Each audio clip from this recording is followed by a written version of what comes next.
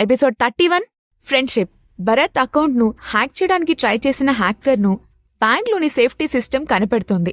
అదే సమయంలో రూమ్లో ఉన్న భరత్కి కాల్ చేశాడు దేవేందర్. చెప్పండి దేవేందర్ గారు, ఏంటి విషయం అని అడిగాడు భరత్. సార్, ఇప్పుడే సిటీ బ్యాంక్లోని మీ అకౌంట్పై హ్యాకర్ అటాక్ చేశారు. కానీ సేఫ్టీ సిస్టమ్ దానిని అడ్డుకొని ఐడి రికగ్నైజ్ చేసింది.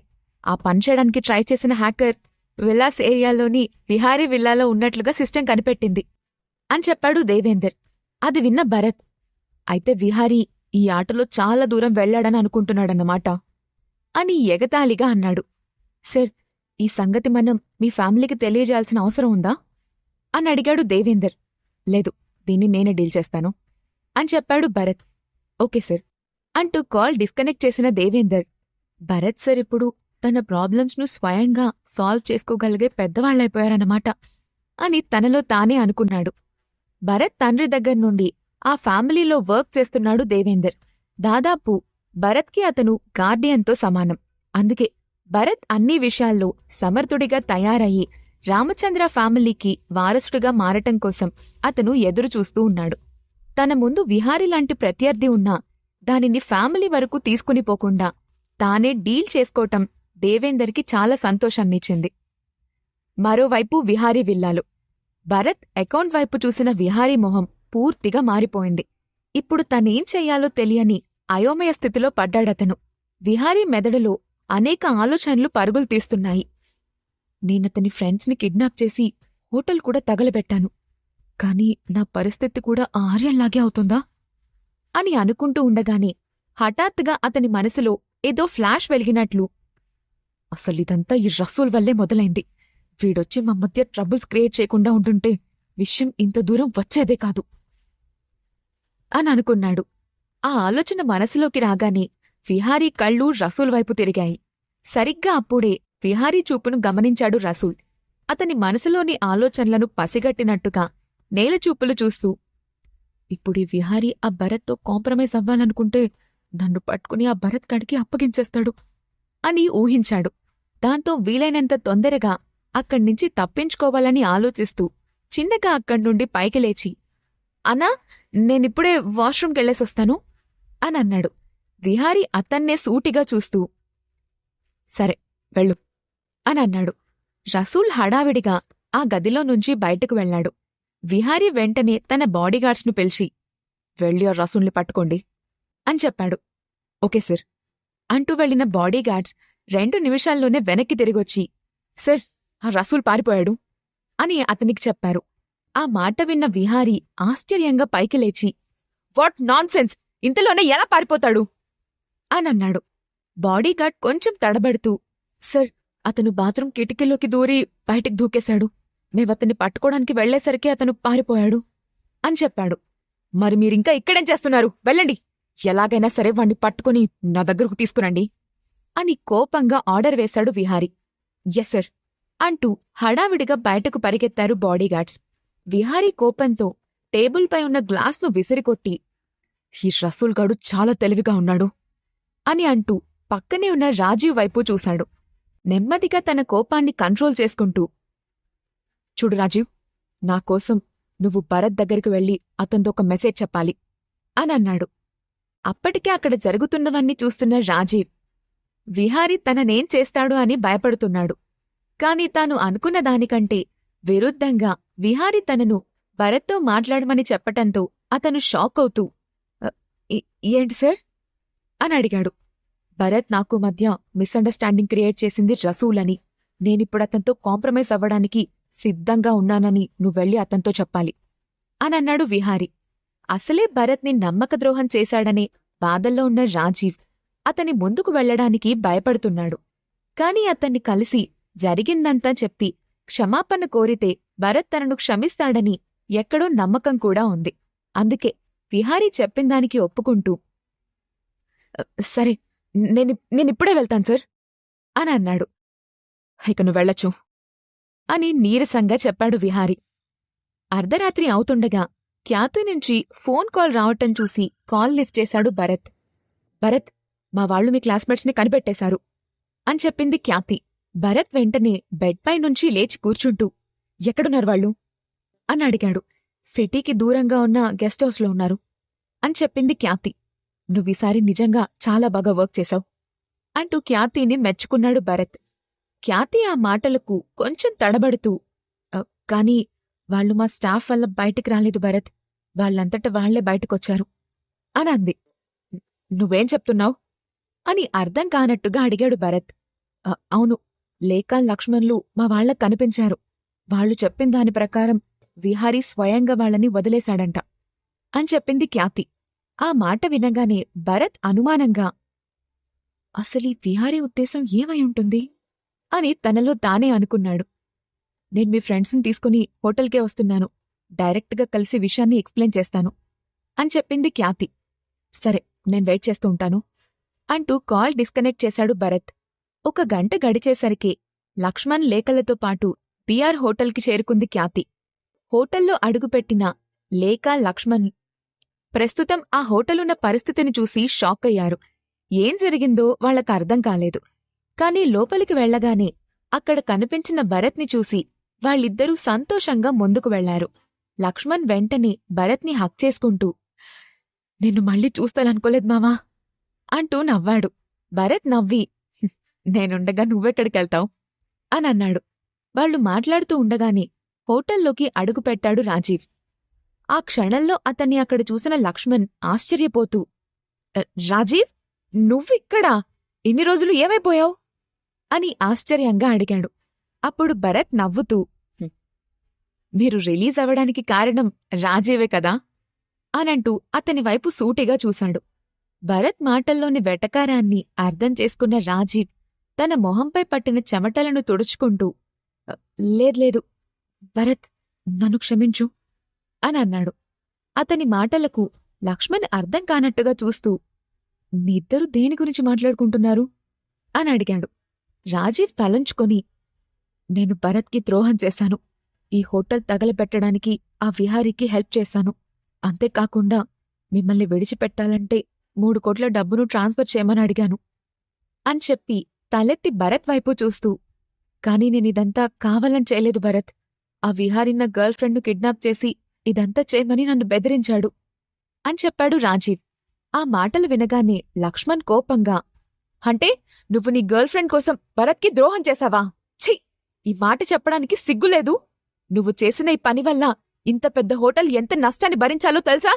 ఒకవేళ ఇందులో ఎవరన్నా ప్రాణాలు కోల్పోయి ఉంటే అప్పుడేం చేసేవాడివి అని కోపంగా అడిగాడు. ఆ మాట వినగానే లేక కంగారుగా భరత్, ఈ ప్రమాదంలో ఎవరన్నా చనిపోయారా అని అడిగింది. లేదు, 2 మాత్రం స్పృహ తప్పారు. వాళ్ళని హాస్పిటల్కి పంపించాను. ప్రస్తుతం వాళ్ళిప్పుడు బాగానే ఉన్నారు అని అన్నాడు భరత్. ఆ మాట వినగానే లేక తేలిగ్గా ఊపిరి పీల్చుకొని థాంక్ గాడ్ అని అంది. లక్ష్మణ్ అసహ్యంగా రాజీవ్ వైపు చూసి ఇంత చేసి నువ్వు ఏ మొహం పెట్టుకుని ఇక్కడికొచ్చావు అని అడిగాడు. భరత్ అప్పుడు నెమ్మదిగా రాజీవ్, నువ్వు చేసిన పనివల్ల ఈరోజు 2 ప్రాణాలు పోయేవి. ఒకవేళ ఆ విహారీ నీ గర్ల్ ఫ్రెండ్ని తీసుకువెళ్తే నువ్వు నా దగ్గరికి రావచ్చు, లేదా ఇంకేదన్నా మార్గం వెతకచ్చు. కానీ ఇలా చేయడం వల్ల ఎవరన్నా ప్రాణాలు కోల్పోయి ఉంటే అప్పుడు నువ్వు నీ గర్ల్ ఫ్రెండ్తో హ్యాపీగా ఉండగలిగేవాడివా అని అన్నాడు.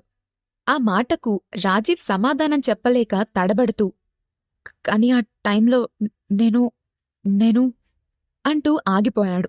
లక్ష్మణ్ అతని సమాధానాన్ని వినిపించుకోకుండా భరత్, నువ్వింకా వాడు చెప్పేది ఎందుకు వింటున్నావు? వాడు మన ఫ్రెండ్షిప్కే ద్రోహం చేశాడు, నువ్వాణ్ణి క్షమించద్దు అని అరుస్తూ ఉన్నాడు. వదిలేరా, ఎంతన్నా ఒకప్పుడు వాడు కూడా మన ఫ్రెండే కదా అని అన్నాడు భరత్. ఆ మాటకు అక్కడే ఉన్న ఖ్యాతితో పాటు మిగతా వాళ్లంతా ఆశ్చర్యపోయారు. భరత్ స్నేహానికి అంత విలువ ఇస్తాడని వాళ్లు ఊహించలేదు. అతన్లో ఆ యాంగిల్ చూడ్డం వాళ్లకు కొత్తగా అనిపించింది. రాజీవ్ గిల్టీగా ఫీలవుతూ ఐమ్ సారీ భరత్, చివరిగా నీకో విషయం చెప్పాలి. నువ్వు నా అకౌంట్లోకి ట్రాన్స్ఫర్ చేసిన డబ్బును మళ్లీ నీ అకౌంట్లోకి ట్రాన్స్ఫర్ చేసేశాను. అంతేకాకుండా విహారీ నీతో ఒక విషయం చెప్పమని నన్ను రిక్వెస్ట్ చేశాడు అని అన్నాడు. ఆ మాటకు ఖ్యాతి అతని వైపు ఇంట్రెస్టింగ్గా చూసింది. భరత్ ఆ విషయంపై అతనికి ఏమాత్రం ఆసక్తి లేనట్లుగా కనిపించాడు. అప్పుడు రాజీవ్ మళ్లీ మాట్లాడుతూ ఆ రసూల్ వల్లే విహారీ నిన్ను తప్పుగా అర్థం చేసుకున్నాను అని చెప్పమన్నాడు. ఇప్పుడు అతన్నితో కాంప్రమైజ్ అవ్వాలనుకుంటున్నాడు అని అతను చెప్తూ ఉండగానే అవన్నీ నాకు తెలుసు, నువ్వింకేమన్నా చెప్పాలనుకుంటున్నావా అని అడిగాడు భరత్. రాజీవ్ ఇంకేం లేదన్నట్లుగా తలూపాడు. అయితే నువ్విక్కడ్నించి వెళ్ళు అని చిరాగ్గా అన్నాడు లక్ష్మణ్. ఒకప్పుడు ఒకే రూంలో ఉండి తినే తిండి దగ్గర్నుంచి పడుకునే బెడ్ వరకు ముగ్గురూ షేర్ చేసుకున్నారు. అలాంటి వ్యక్తిప్పుడు వాళ్లకే ద్రోహం చేయటంతో లక్ష్మణ్ అతన్ని క్షమించలేకపోయాడు. రాజీవ్ తలంచుకుని అక్కడ్నుంచి మౌనంగా వెళ్ళిపోయాడు. కాసేపటికి అక్కడ పరిస్థితి నార్మల్ రావటంతో ఖ్యాతి ముందుకొచ్చి, ఓకే మిస్టర్ భరత్, నీకు చెప్పినట్లే నీ ఫ్రెండ్ను తీసుకొచ్చి నీ ముందు నిల్చోబెట్టాను. కాని దీనికి బదులుగా నువ్వు నాకిచ్చిన మాట నీ గుర్తుంది కదా అని అడిగింది. నాకు గుర్తుంది, కాని ఒక్కటి చెప్పు. ఇప్పటిదాకా నువ్వు నీ నైట్ ఐకి రాణిగా ఉన్నావు, మరిప్పుడు దానికి నా అండ ఎందుకు కోరుకుంటున్నావు అని అడిగాడు. ఆ ప్రశ్నకు ఖ్యాతి నవ్వుతూ, నేను ఎన్నో సంవత్సరాలుగా ఈ నైట్ ఐని నడుపుతున్నానని నీకు తెలిసే ఉంటుంది. నా నెట్వర్క్తో నేను దాదాపు ఈ ప్రపంచంలో ఎవ్వరి ఇన్ఫర్మేషన్ రహస్యాలైనా తెలుసుకోగలను అని అంది. అది నాకు తెలుసు అని అన్నాడు భరత్. కాని నేనెంతో కష్టపడి ఈ స్టేజ్కొచ్చినా ఇలాంటి టైంలో విహారీకి నీకు మధ్య జరిగిన యుద్ధంలో నేను అడకత్తెరలో పోకచెక్కనయ్యాను. ఇందులో నేను ఎవరికి సపోర్ట్ చేసినా మరొకరికి శత్రువుగా మిగిలిపోతాను. ఇప్పుడు విహారీకి నేను శత్రువునయ్యాను. కాని ఇలాంటి పరిస్థితి మరోసారొస్తే నా నైట్ ఐకి చాలా ప్రాబ్లమ్స్ వస్తాయి. అందుకే ఇక నేను ఆ రిస్క్ తీసుకోవాలనుకోవడం లేదు. నువ్వు వరల్డ్లోనే వన్ ఆఫ్ ద టాప్ ఫ్యామిలీకి వారసుడివి. నీ సపోర్ట్ నాకుంటే నన్ను ఎవ్వరూ ఏం చేయలేరు. అందుకే నేను నీతో కలిసి పనిచేయాలనుకుంటున్నాను అని చెప్పింది ఖ్యాతి. భరత్ తలూపుతూ, నువ్వు చెప్పింది నిజమే. నీకిచ్చిన మాట ప్రకారం ఈ రోజు నుండి నువ్వు నా మనిషివి. నీ నైట్ ఐ నా ఇంటెలిజెన్స్ డిపార్ట్మెంట్లోకి మెర్జ్ అవుతుంది అని అన్నాడు. ఆ మాట వినగానే ఖ్యాతి ఆనందంగా, thank you Bharat, thank you so much అని అంటూ ఉండగానే ఆమె ఫోన్ రింగ్ అయింది. కాల్ లిఫ్ట్ చేసిన ఖ్యాతి ఒక్క నిమిషం మౌనంగా ఉండి కాల్ కట్ చేస్తూ, భరత్, ఆ విహారీ నిన్ను కలవాలనుకుంటున్నారు అని చెప్పింది. అది వినగానే ధన్య, నో సర్, మీరు వెళ్లడానికి వీల్లేదు. ఇక అతనీసారి ఇంకేదన్నా ప్లాన్లో భాగం కావచ్చు అనంది. వెంటనే ఖ్యాతి కూడా తలూపుతూ, అవును, ఆ విహారీ ఇంత సడన్గా ఎందుకు కాంప్రమైజ్ అవ్వాలనుకుంటున్నాడో మనకింకా కరెక్ట్ ఇన్ఫర్మేషన్ లేదు. కాని నాకు తెలిసినంతవరకు విహారీ చాలా ఈగోయిస్ట్. అతను ఇంత స్వయంగా దిగిరావడానికి దాని వెనుక ఏదో ఒక కారణం ఉండే ఉంటుంది అనంది. కాని భరత్, అతను ఏ ఉద్దేశంతో పిలిచినా నన్ను కలవాలని ఇన్వైట్ చేశాడు. ఇప్పుడు నేను వెళ్లకపోతే అతనికి భయపడినట్టవుతుంది అంటూ ఖ్యాతి వైపు చూసి, అతన్ని కలవడానికి టైం, ప్లేస్ డిసైడ్ చేయమని చెప్పు అని అన్నాడు. ఓకే అంటూ విహారీకి మెసేజ్ చేసింది ఖ్యాతి. మరో క్షణంలో అటువైపు నుండి రిప్లై రావటంతో, అతను రేపు సిటీ కెఫ్లో కలవాలనుకుంటున్నాడు అని చెప్పింది ఖ్యాతి. సరే, వస్తానని చెప్పు అని అన్నాడు భరత్. వెంటనే ధన్య ముందుకొచ్చి, అయితే నేను మన వాళ్లతో కలిసి ప్రొటెక్షన్ రెస్పాన్సిబిలిటీ తీసుకుంటాను అనంది. ఖ్యాతి కూడా, అవును, నేను నా మనుషుల్ని పంపించి అక్కడ ఫీల్డ్ని మన కంట్రోల్లోకి తీసుకుంటాను అనంది. మీ ఇష్టం అని అన్నాడు భరత్. సిటీ కేఫ్ను ఆ రోజు మొత్తం రిజర్వ్ చేసిన విహారీ వీఐపీ రూంలో కూర్చొనున్నాడు. ఇంతలో డోర్ మీద చిన్నగా తట్టి, సర్, భరత్ గారు వస్తున్నారు.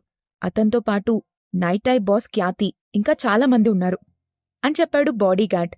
అది విన్న విహారీ తలూపి, నాకు తెలుసు, ఆ ఖ్యాతి తప్పకుండా భరత్ బ్యాక్గ్రౌండ్ తెలుసుకుని అతనికే సపోర్ట్ చేస్తుందని అని అనుకున్నాడు. కాని ఇప్పుడతను దాని గురించి ఆలోచించడానికి ఇంట్రెస్ట్గా లేడు. దాంతో అక్కడ్నుండి లేచి భరత్ను ఇన్వైట్ చేయడానికి ఎదురెళ్లాడు. 22 భరత్ చూడ్డానికి చిన్న పిల్లాళ్లా అనిపించాడు. అయినా విహారీ మర్యాదగా ముందుకు వెళ్లి, I think you mister Bharat, I'm Vihari అంటూ తనని తాను పరిచయం చేసుకున్నాడు. Yes, I'm Bharat. మీరు నన్నెందుకు కలవాలనుకుంటున్నారో తెలుసుకోవచ్చా అని డైరెక్ట్గా పాయింట్కి వెళ్లాడు భరత్. విహారీ నవ్వుతూ, మీకిష్టమైతే మనం లోపలికెళ్ళి మాట్లాడుకుందామా అని అడిగాడు. భరత్ కూడా ఓకే అంటూ ముందుకు నడిచాడు. అతని వెనకే ధన్యతో పాటు మిగిలిన 5 లోపలికి రాబోయారు. కాని విహారీ బాడీగార్డ్స్ వాళ్ళని అడ్డుకున్నారు. యుక్త తలెత్తి అతన్ని సూటిగా చూస్తూ, దారికి అడ్డు తప్పుకోండి అనంది. విహారీ వెంటనే వెనక్కి తిరిగి, మిస్టర్ భరత్, నేను నీతో ఒంటరిగా మాట్లాడాలనుకుంటున్నాను అని చెప్పాడు. వాళ్లంతా నావాళ్లే, ఇక్కడ బయటవాళ్లు ఎవ్వరూ లేరు అని అన్నాడు భరత్. దాంతో విహారీ అయిష్టంగానే వాళ్లని లోపలికి పంపించమని చేతిని ఊపాడు. మరి కాసేపట్లో ప్రైవేట్ రూంలో ఉన్న టేబుల్ ముందు భరత్, విహారీ ఎదురెదురుగా కూర్చుని ఉన్నారు. భరత్కి కుడివైపున ఖ్యాతి, ఎడమవైపున ధన్య కూర్చున్నారు. వాళ్ల వెనుకే యుక్తా, శ్రీనాథ్ నించుని విహారీ వైపు సూటిగా చూస్తున్నారు. విహారీ ఏం మాట్లాడబోతున్నాడు? భరత్ ఏ నిర్ణయం తీసుకోబోతున్నాడు? ఆ మీటింగ్ సజావుగా సాగుతుందా?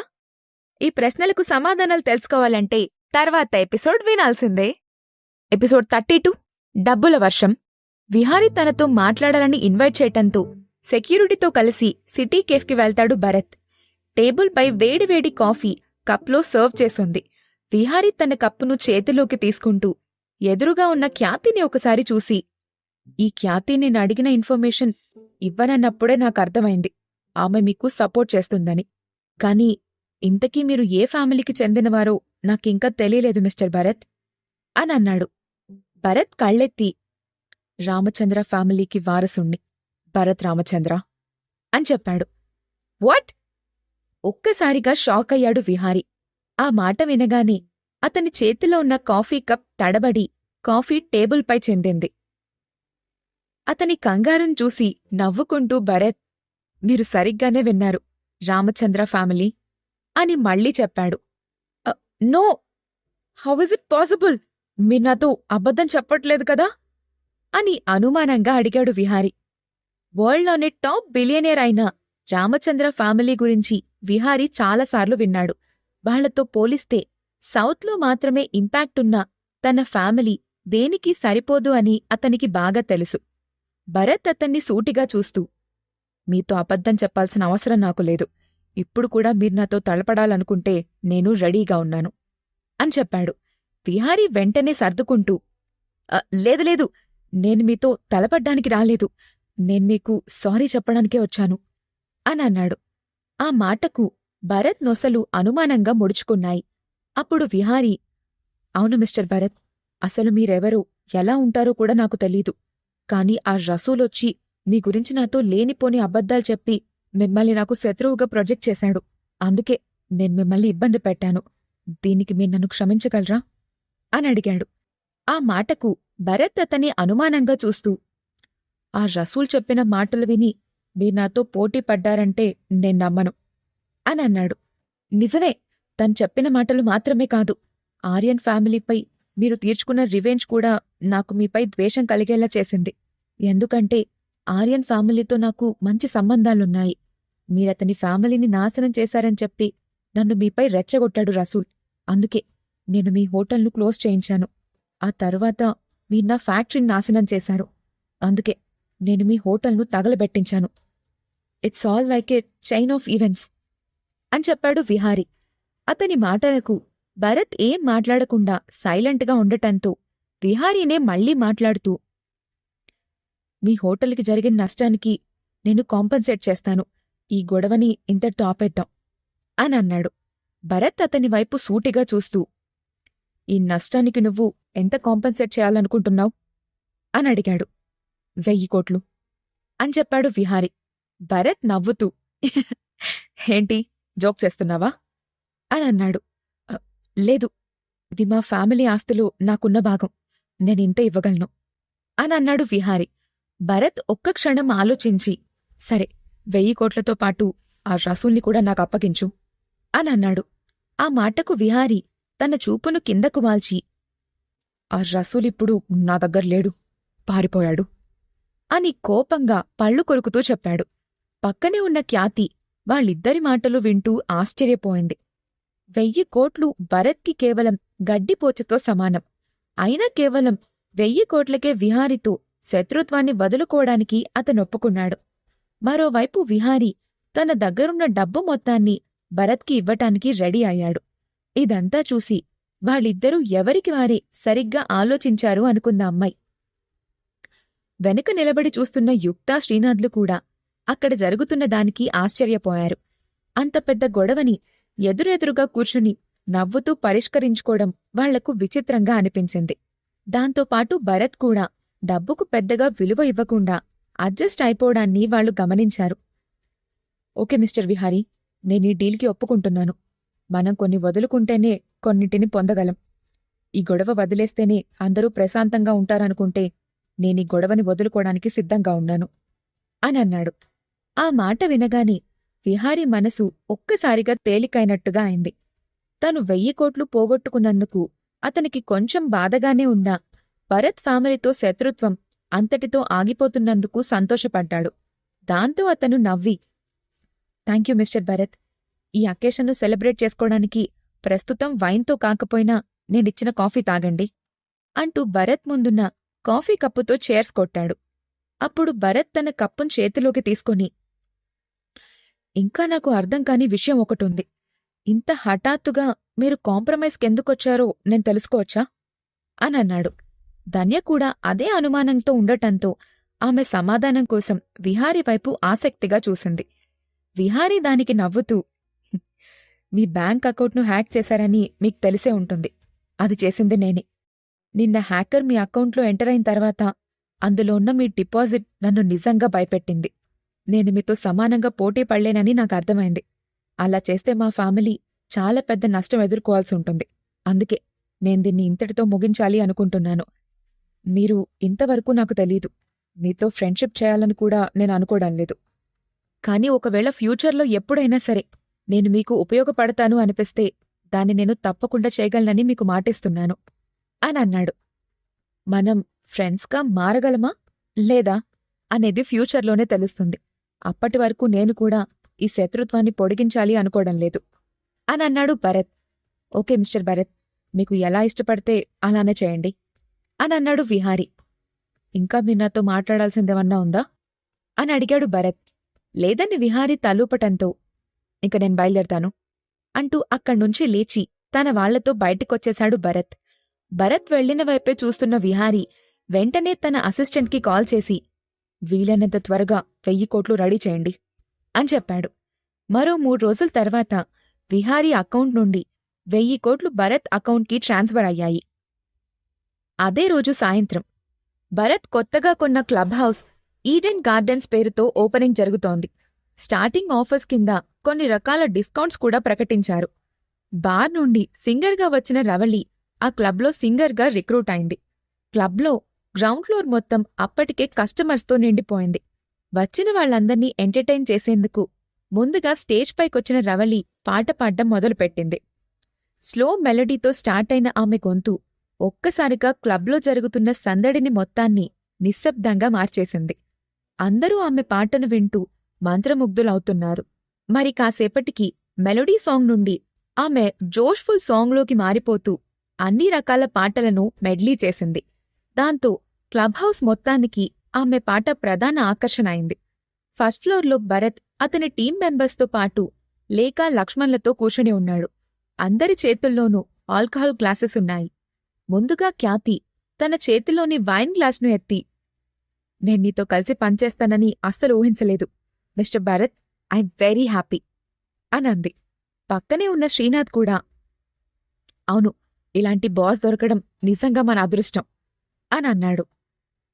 ఇదే మాట నేను మళ్ళీ మళ్ళీ చెప్పను, కానీ నా ఫీలింగ్ కూడా అదే అంటూ గణపతి కూడా తన చేతిలోని గ్లాసును పైకెత్తి పెద్దగా అన్నాడు. భరత్ వాళ్లందర్నీ చిరునవ్వుతో చూస్తూ, సరే, ముందుగా మనమందరం నీరజ్కి కంగ్రాచులేషన్స్ చెప్పాలి. చాలా త్వరగా హాస్పిటల్ నుండి డిశ్చార్జ్ అయి వచ్చి మళ్లీ మనందరితో కలిసి కూర్చున్నాడు అంటూ నీరజ్ వైపు చూసి, త్వరగా నీ హెల్త్ సెట్ అయిపోవాలి. మళ్లీ నా ఇంటెలిజెన్స్ హెడ్ తన వర్క్లో జాయిన్ అవ్వాలి అంటూ నీరజ్ చేతిలోని గ్లాస్తో చేర్స్ కొట్టాడు భరత్. థాంక్యూ. నిజంగా నా జీవితంలో ఇంతమంది నాకు తోడుగా నిలబడతారని నేనస్సలు అనుకోలేదు అని ఎమోషనల్ అవుతూ తన కళ్లని తుడుచుకున్నాడు నీరజ్. దాంతో భారంగా మారిన ఆ వాతావరణాన్ని తేలికపరచడానికి అక్కడే ఉన్న లక్ష్మణ్ పైకి లేచి నిలబడి, ఓకే ఓకే, కాని మీ అందరికన్నా నేనే వాడికి ఎక్కువ బెస్ట్ ఫ్రెండ్ని.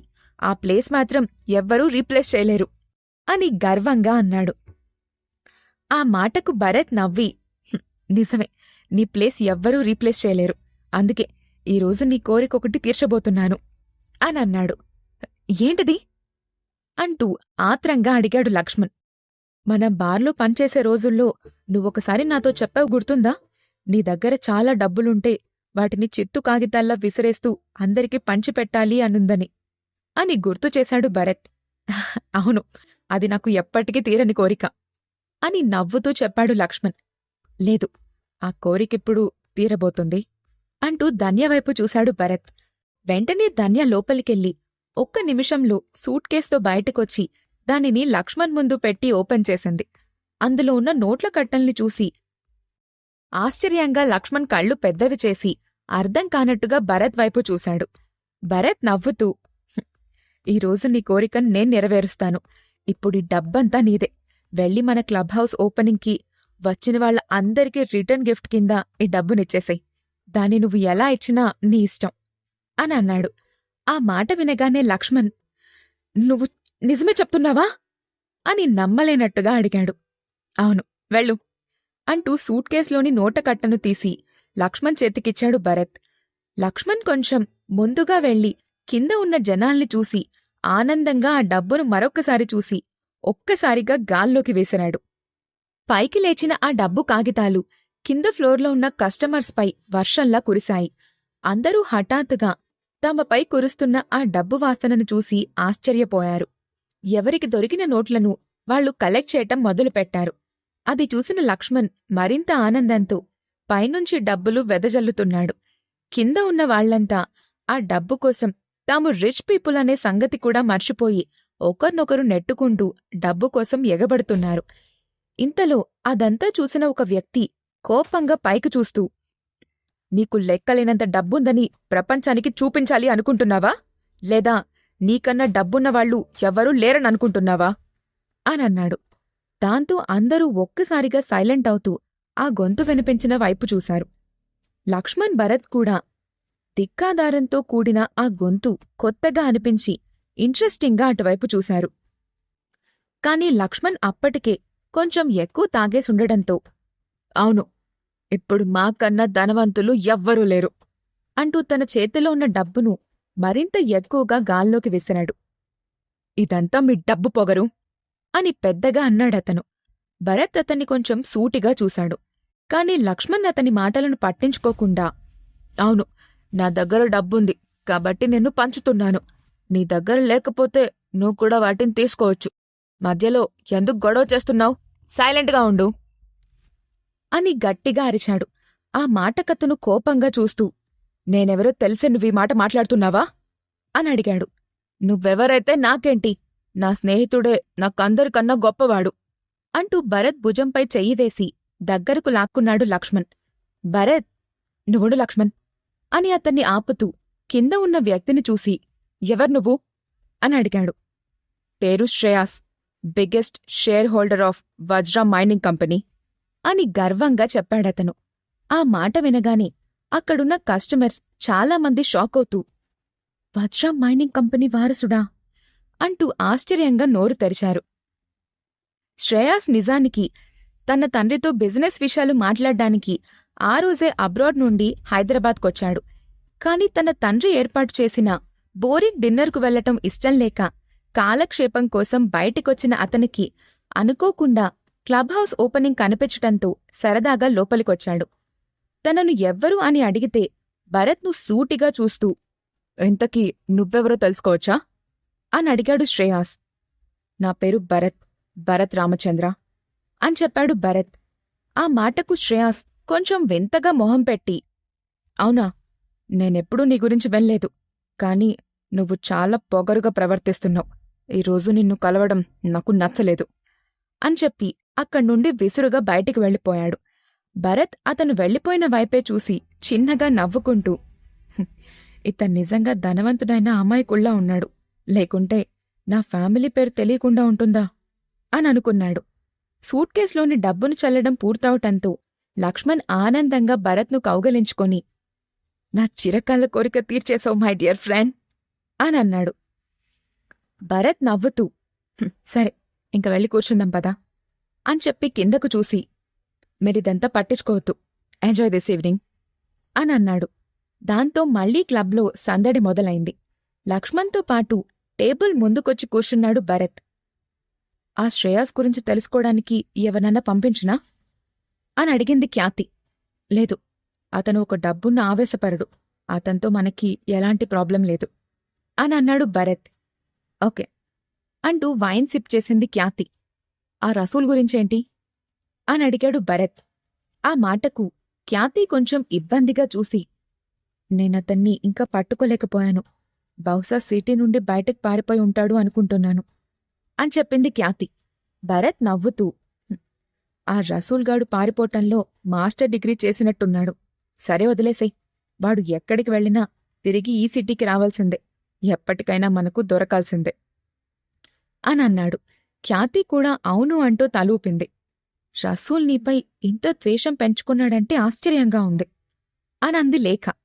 భరత్ కూడా తలూపి, బహుశా అది నాపైన ద్వేషం కన్నా ఆర్యంతో అతనుకున్న బాండింగ్ కావచ్చు, లేదా దీని వెనుక ఇంకేదైనా రీజన్ ఉండొచ్చు. నిజం ఏంటి అనేది అతను దొరికితేనే మనకు తెలుస్తుంది అనన్నాడు. వాడి బొంద. వాడికి వేరే రీజన్స్ ఏముంటాయి?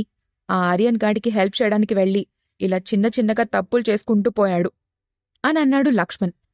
మనం ఎవ్వర్నీ తక్కువ అంచనా వేయకూడదురా. ఎనీవేస్, వాడు దొరికిన తర్వాతే ఈ ప్రశ్నకు ఆన్సర్ తెలుస్తుంది. ఇక వాడి గురించి వదిలేయండి. ఇప్పుడు నేను మీతో ఒక ముఖ్యమైన విషయం చెప్పబోతున్నాను అనన్నాడు భరత్. ఆ మాట వినగానే అందరూ అలర్ట్ అవుతూ భరత్ ఏం చెప్పబోతున్నాడో వినడానికి ఆసక్తిగా ముందుకొచ్చారు.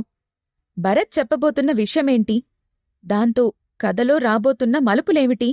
ఈ ప్రశ్నలకు సమాధానాలు తెలుసుకోవాలంటే తర్వాత ఎపిసోడ్ వినాల్సిందే. ఎపిసోడ్ 33 ప్రతి ఫ్రెండు అవసరమేరా. క్లబ్ హౌస్ పార్టీలో మీతో ఒక ఇంపార్టెంట్ విషయం చెప్పాలని భరత్ చెప్పగానే అక్కడున్న వాళ్లంతా అదేంటో తెలుసుకోవడానికి ఆసక్తిగా ముందుకొచ్చారు.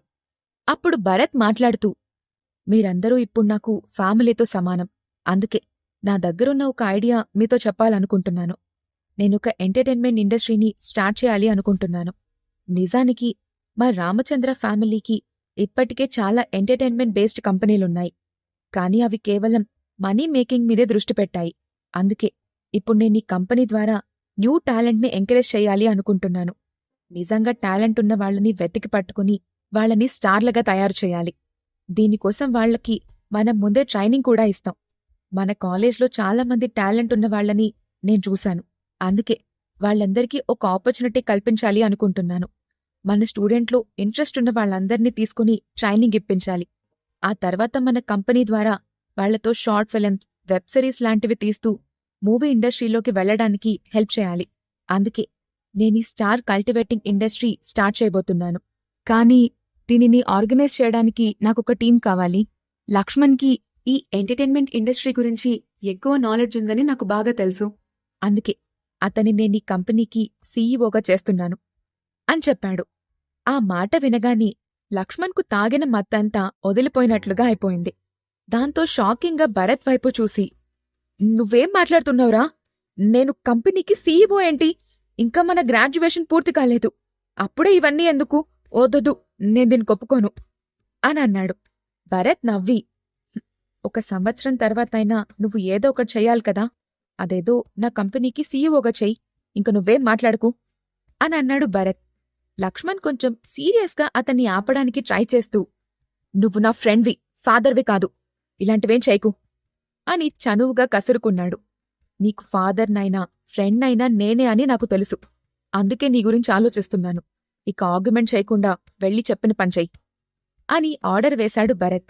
దాంతో లక్ష్మణ్ ఇంకేం మాట్లాడలేదు. నిజానికి భరత్ తన గురించి ఆలోచించటం అతనికన్నా సంతోషంగానే ఉన్నా అంత డబ్బు ఖర్చుపెట్టి తన కోసం కంపెనీ పెట్టడం కొంచెం భయంగా అనిపించింది. కాని భరత్ అదేమీ పట్టించుకోకుండా, ఈ కంపెనీకి ఒక ఎగ్జిక్యూటివ్ డైరెక్టర్ కావాలి. ఆ పోస్ట్కి తగిన అర్హత లేఖకే ఉంది అని అనిపిస్తుంది. ఆమె ఎగ్జిక్యూషన్ బాగా చేస్తుందన్న నమ్మకం నాకుంది అని అన్నాడు. కాలేజ్ ప్రెసిడెంట్గా ఆమె ఎంత సక్సెస్ఫుల్గా పనిచేసిందో చూసిన భరత్ లేఖను ఆ పదవిలో కూర్చోబెట్టాలని నిర్ణయానికొచ్చాడు. భరత్ నోటి వెంట తన పేరు వినగానే ఉలిక్కిపడి చూసింది లేఖ. ఆమె దాన్ని ఏమాత్రం ఊహించలేదు. ఇప్పటిదాకా ఒక ఫ్రెండ్గా ఉన్న తనను ఏకంగా ఒక కంపెనీకి ఎగ్జిక్యూటివ్ డైరెక్టర్గా ప్రకటించటంతో ఆమె నమ్మలేకపోయింది. వెంటనే ఆమె కళ్లల్లో నీళ్లు తిరిగాయి. దాంతో ఆనందంగా భరత్ వైపు చూసి, నేను దీన్ని చేయగలను అని అనుకుంటున్నావా అని అడిగింది. ఎస్ అనన్నాడు భరత్. దాంతో ఆమె భరత్ వైపు కృతజ్ఞతగా చూసి, సరే అంటూ తలూపింది. ఇక ఈ కంపెనీలో ఇమేజ్ డిజైనింగ్ డైరెక్టర్గా మిథున ఉంటుంది. ఆమె తిరిగి రాగానే ఈ బాధ్యతను తీసుకుంటుంది అని అన్నాడు భరత్. మిథున పేరు ఎత్తగానే లక్ష్మణ్ అతని భుజంపై చేయి వేసి, రేయ్, అడగడమే మర్చిపోయాను. ఈరోజు కూడా నువ్వామెను ఎందుకు పిలవలేదు? ఇంకెన్ని రోజులు ఆమె దగ్గర నిజం దాస్తావురా? వేరే వాళ్ల ద్వారా ఆమెకు నిజం తెలిస్తే బావుండదు అని అన్నాడు లక్ష్మణ్. తెలుసురా, నేను కూడా ఇక ఆమెకు నిజం చెప్పాలని డిసైడ్ అయ్యాను.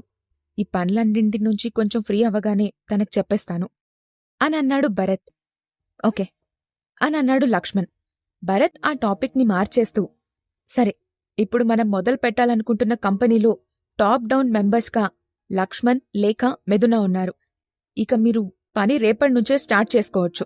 మన కాలేజ్లో టాలెంటెడ్ క్యాండిడేట్స్ని వెతికి పట్టుకోండి. ఇక ఇది కొత్త ప్రారంభం లాంటిది. దీనిని మీ అందరూ కలిసి ముందుకు తీసుకెళ్తారని ఎక్స్పెక్ట్ చేస్తున్నాను. మిమ్మల్ని మీరు నమ్మండి, తప్పకుండా కంపెనీ మంచి స్థాయికి ఎదుగుతుంది అంటూ వాళ్ళని ఎంకరేజ్ చేశాడు. తప్పకుండా ఈ కంపెనీని మంచి స్థాయికి తీసుకెళ్తాం. నువ్వు మా మీద పెట్టుకున్న నమ్మకాన్ని నిలబెట్టుకోవడానికి ట్రై చేస్తాం అని మనస్ఫూర్తిగా అంది లేఖ. అది సరే కాని మనం కంపెనీ ఎక్కడ పెట్టబోతున్నాం అని అడిగాడు లక్ష్మణ్. ఎక్కడో ఎందుకు, ఈ క్లబ్ హౌస్లోనే.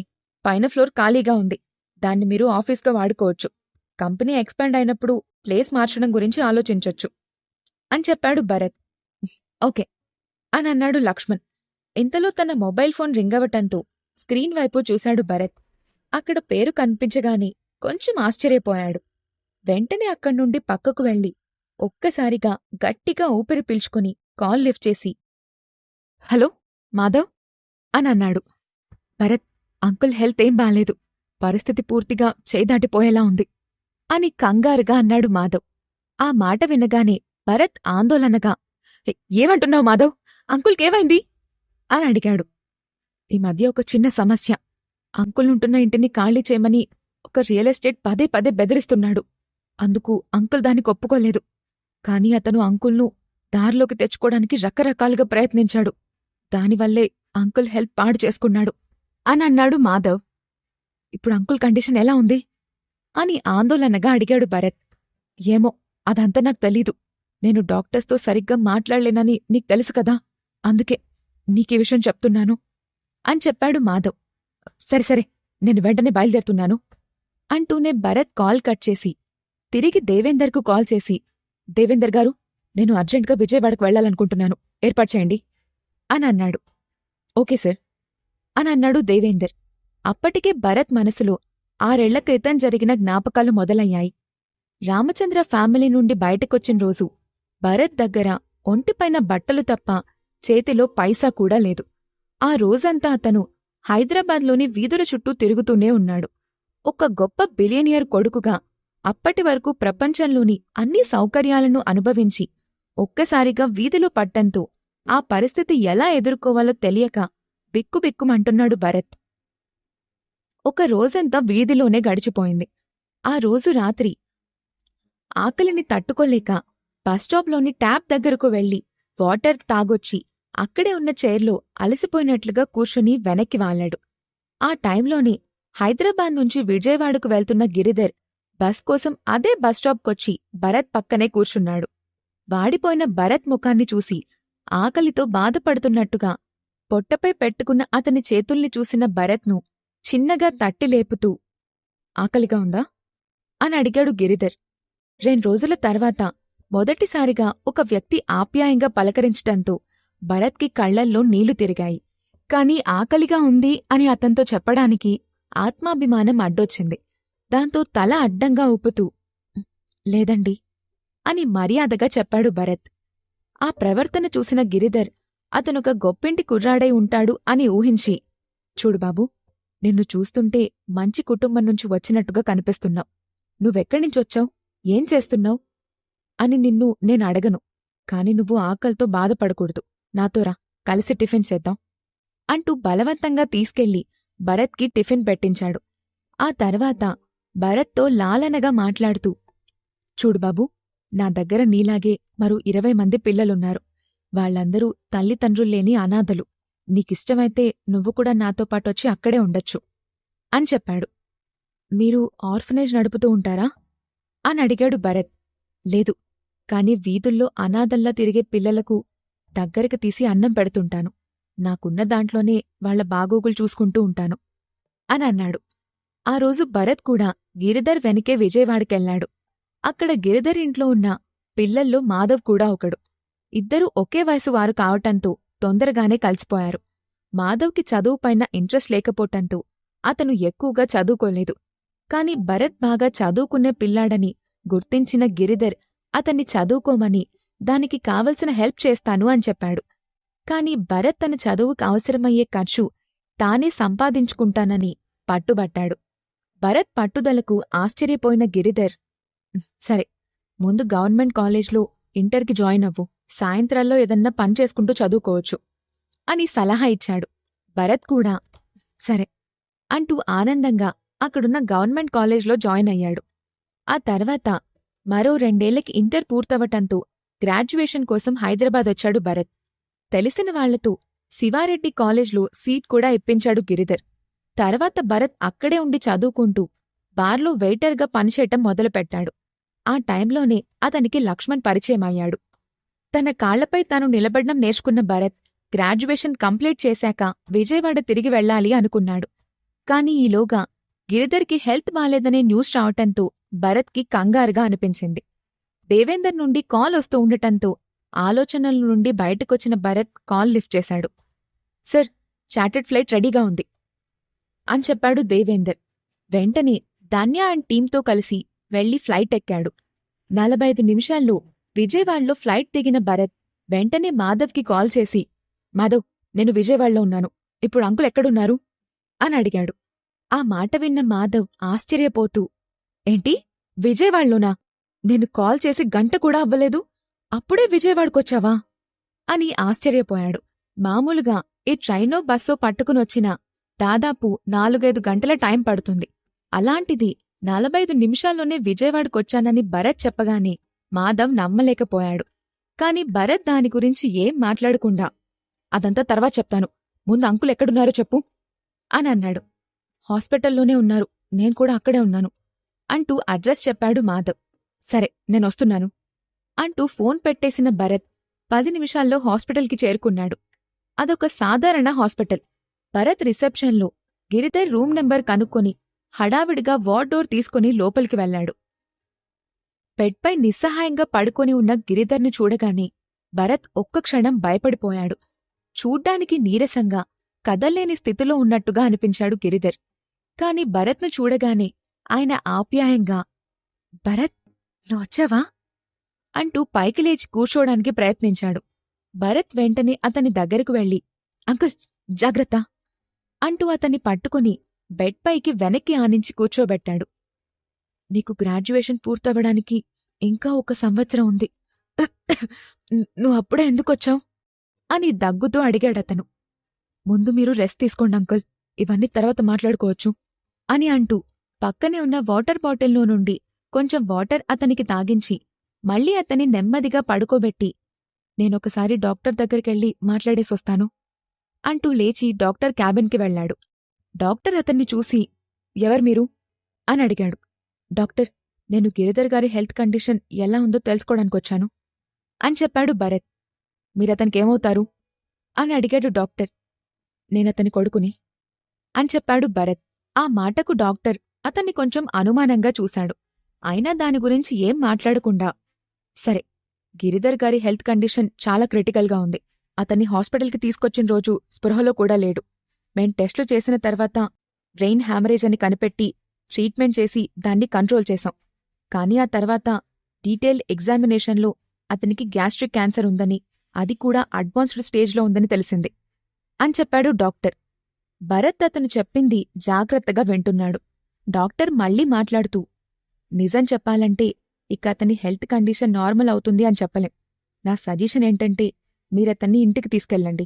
ఇక్కడే ఉంచి మనీ వేస్ట్ చేయడం కన్నా ఆ డబ్బుతో చివరి రోజులో ఆనందంగా ఉండేలా చేయండి అని చెప్పాడు డాక్టర్. గ్యాస్ట్రిక్ క్యాన్సర్ను ట్రీట్ చేయటం అంత ఈజీ కాదని భరత్కి కూడా తెలుసు. అందుకే అతను కూడా దాని గురించి ఇంకేం ప్రశ్నలు వేయకుండా, థాంక్యూ డాక్టర్ అంటూ వెనక్కి తిరిగి ధన్య వైపు చూశాడు. ధన్య చేతిలో బ్యాగ్తో లోపలికొచ్చి దానిని డాక్టర్ ముందు పెట్టింది. డాక్టర్ తనకేం అర్థం కానట్టుగా చూశాడు. మీరు మా అంకుల్కి ట్రీట్మెంట్ చేసి అతన్ని ఇన్ని రోజులు సేవ్ చేశారు. ఇది నిజంగా చాలా పెద్ద విషయం. ప్లీజ్ టేక్ దిస్ అని చెప్పి అక్కడ్నుండి లేచి ధన్యతో సహా బయటికొచ్చేశాడు భరత్. డాక్టర్ వాళ్ళు వెళ్లిన వైపే ఆశ్చర్యంగా చూస్తూ బ్యాగ్ ఓపెన్ చేశాడు. అందులో ఉన్న డబ్బును చూసి షాక్ అయిపోయాడు. గిరిధర్ మిడిల్ క్లాస్ వాడు. అతని దగ్గరున్న చాలీచాలని డబ్బుతోనే ఇప్పటివరకు అనాథ పిల్లల్ని పెంచుతూ ఉన్నాడు. ఇంత డబ్బు సంపాదించే కొడుకతనికి ఎక్కడ్నించొచ్చాడు అని తనలో తానే అనుకున్నాడు. వెంటనే బ్యాగ్ క్లోజ్ చేసి గిరిధర్ ఉన్న వార్డ్ వైపు నడిచాడు. అక్కడ ధన్య డోర్ బయట నిల్చుని ఉండటం చూసి ఆమె దగ్గరకు వెళ్లి బ్యాగ్ను తిరిగిస్తూ, ఈ డబ్బు నేను తీసుకోవాలనుకోవడం లేదు అని చెప్పాడు. ఆ మాట వినగానే ధన్య అతన్ని విచిత్రంగా చూసి, మీకీ డబ్బు తక్కువనిపించిందా అని అడిగింది. లేదు, చాలా ఎక్కువ. నేనింత డబ్బు తీసుకునేంతగా గిరిధర్కి ట్రీట్మెంట్ చేయలేదు అని చెప్పాడు డాక్టర్.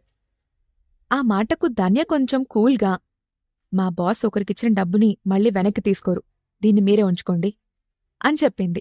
డోర్ బయట మాటలు వినిపించటంతో లోపల్నుండి బయటకు వచ్చాడు భరత్. అక్కడ చేతిలో బ్యాగ్తో నిల్చుని ఉన్న డాక్టర్ని చూడగానే అతనికి విషయం అర్థమైపోయింది. డాక్టర్ భరత్ని చూసి, సార్, ఇంత డబ్బు నేను తీసుకోలేను. దీన్ని మీరు వెనక్కి తీసుకుంటే బావుంటుంది అని మర్యాదగా చెప్పాడు. మీరు దీని గురించి ఇబ్బంది పడద్దు. టైంకి ట్రీట్మెంట్ ఇచ్చి మా అంకుల్ ప్రాణాలు కాపాడారు. అందుకే మీకు ఎంత డబ్బిచ్చినా తక్కువే. సో ప్లీజ్ అని చెప్పటంతో డాక్టర్ ఇంకేం మాట్లాడలేకపోయాడు. అప్పుడు భరత్ అతన్తో, నేనిప్పుడే అంకుల్ని హాస్పిటల్ నుండి డిశ్చార్జ్ చేసి తీసుకెళ్ళిపోవాలనుకుంటున్నాను అని చెప్పాడు. షూర్, ఇప్పుడే డిశ్చార్జ్ చేస్తాను అని చెప్పి తన క్యాబిన్లోకి వెళ్ళిపోయాడు డాక్టర్. భరత్ వెనుకే బయటకొచ్చి అక్కడ జరిగిందంతా చూసిన మాధవ్కి అంతా అయోమయంగా అనిపించింది. భరత్తో పాటు వచ్చిన బాడీగార్డ్స్, అతను డాక్టర్కిచ్చిన డబ్బు, వీటన్నింటినీ చూసి గందరగోళానికి గురైన మాధవ్, ఇదంతా ఏంటి భరత్ అని అయోమయంగా అడిగాడు. భరత్ ఇప్పుడు మాధవ్కి ఏం సమాధానం చెప్పబోతున్నాడు? క్షణక్షణం కొత్త మలుపులతో పరిగెడుతున్న ఈ కథ రేపు ఏ మలుపు తీసుకోబోతుంది? ఈ ప్రశ్నలకు సమాధానం తెలుసుకోవాలంటే నెక్స్ట్ ఎపిసోడ్ వినాల్సిందే. ఎపిసోడ్ 34 దేవయాని. భరత్తో ఉన్న బాడీగార్డ్స్ను, అతని రేంజ్ను చూసి మాధవ్ ఆశ్చర్యపోతూ, భరత్, ఇదంతా అంటూ ఏదో అడగబోయాడు. భరత్ మాధవ్ భుజం మీద చిన్నగా తడుతూ, నువ్వేం అడగాలనుకుంటున్నావో నాకు తెలుసు. నేనన్నీ నీకు విషయాలన్నీ అర్థమయ్యేలాగా చెప్తాను. కాని ఇప్పుడు కాదు. అంకుల్ విషయం సెటిల్ అయ్యాక నేను నీతో మాట్లాడతాను అని చెప్పాడు. సరే అంటూ అయోమయంగానే నవ్వాడు మాధవ్. భరత్ వెంటనే దేవేందర్కు కాల్ చేసి, దేవేందర్ గారు, గ్యాస్ట్రిక్ క్యాన్సర్ ట్రీట్మెంట్ చేయడానికి బెస్ట్ హాస్పిటల్ను చెక్ చేసి అందులో ఒక పేషెంట్ను జాయిన్ చేయడానికి ఏర్పాట్లు చేయండి, కొంచెం అర్జెంట్ అని చెప్పాడు. ఓకే సార్, నేనిప్పుడే ఏర్పాట్లన్నీ చేస్తాను అంటూ ఫోన్ పెట్టేశాడు దేవేందర్. భరత్ లోపలికి వెళ్లి గిరిధర్ బెడ్ పక్కనే కూర్చొని అతని చేతిని పట్టుకుంటూ, అంకుల్, ఇప్పుడు నేను మీ రుణం తీర్చుకోవాల్సిన టైం వచ్చేసింది. మీకోసం ఒక బెస్ట్ హాస్పిటల్ను ఏర్పాటు చేయమని చెప్పాను. మీరు కొన్ని రోజులు అక్కడే ఉండి ట్రీట్మెంట్ చేయించుకోవాలి అని అన్నాడు. కాని భరత్, నాకు గ్యాస్ట్రిక్ క్యాన్సర్ బాగా ముదిరిపోయిందని నాకు తెలుసు. నాకోసం నువ్వు డబ్బు వేస్ట్ చేసుకోకు అని అతి కష్టం మీద గొంతు పెగుల్చుకుంటూ చెప్పాడు గిరిధర్. ఇప్పుడు నాకు మీకన్నా డబ్బు ముఖ్యం కాదంకల్. మీరు బ్రతకాలి. దానికి నా ప్రయత్నం నేను చేస్తాను. మీరు కాదనకండి అని అన్నాడు భరత్. వెంటనే మాధవ్ కూడా, అవునంకుల్, భరత్ ఇప్పుడు నువ్వనుకున్నంత కష్టాల్లో లేడు. అతన్నీకు తప్పకుండా మంచి ట్రీట్మెంట్ చేయిస్తాడు. నువ్వతని మాట విను అని అన్నాడు. దాంతో గిరిధర్ ఆలోచనలో పడ్డాడు. మళ్ళీ భరత్ మాట్లాడుతూ, మీ ట్రీట్మెంట్ పూర్తయి వచ్చేటప్పటికి ఇక్కడ విషయాలన్నీ నేను క్లియర్ చేసేస్తాను అని చెప్పాడు. మిమ్మల్ని ఇబ్బంది పెట్టిన వాళ్ళని వదిలిపెట్టను అని మనసులోనే కోపంగా అనుకున్నాడు. భరత్ మాధవులు నచ్చజెప్పటంతో గిరిధర్ ట్రీట్మెంట్కి వెళ్లడానికి ఒప్పుకున్నాడు. కాసేపటి తర్వాత అతన్ని స్ట్రెచ్చర్లు తీసుకుని వెళ్లి ఫ్లైట్ ఎక్కించారు. గిరిధర్తో పాటు ధన్య, శ్రీనాథ్ కూడా ఉన్నారు. ఫ్లైట్ ఎక్కే ముందు భరత్ చేతిని గట్టిగా పట్టుకున్నాడు గిరిధర్. కాని అతనేం మాట్లాడలేదు. కళ్లతోనే నిస్సహాయంగా చూశాడు. భరత్ అతని చేతిమీద చిన్నగా తడుతూ, అంకుల్, మీరొచ్చే వరకు మనింట్లో ఉన్న అందర్నీ జాగ్రత్తగా చూసుకుంటానని నేను మీకు మాటిస్తున్నాను. మీరు దాని గురించి ఆలోచించద్దు. హ్యాపీగా ట్రీట్మెంట్ తీసుకుని హెల్దీగా తిరిగిరండి. మీకోసం ఇక్కడ చాలామంది ఎదురుచూస్తున్నారని మర్చిపోవద్దు అని అన్నాడు. గిరిధర్ అతని మాటలకి సంతృప్తిగా తలూపి భరత్ చేతిని విడిచిపెట్టాడు. ఫ్లైట్ గాల్లోకి లేచింది.